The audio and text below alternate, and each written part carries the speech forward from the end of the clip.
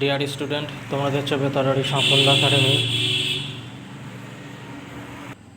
আজ তোমাদের দেখাবো যে ক্লাস 12 চতুর্থ সেমিস্টার দর্শন বা ভেন চিত্র বা ডায়াগ্রাম কীভাবে করতে হয়। যারা ভাবছে আমরা লজিক বুঝতে পারছি না, লজিকে দুর্বল, আজকের ভিডিওটা তাদের জন্য। সম্পূর্ণ ভিডিওটি দেখার অনুরোধ রইল।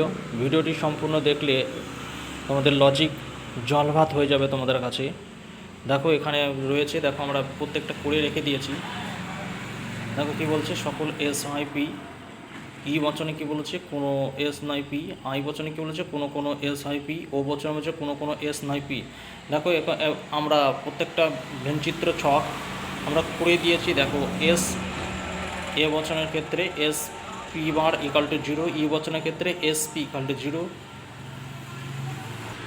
আই বচনের ক্ষেত্রে S P not equal to 0, আর এস ই বচনের ক্ষেত্রে ও বচনের ক্ষেত্রে S P bar not equal to 0।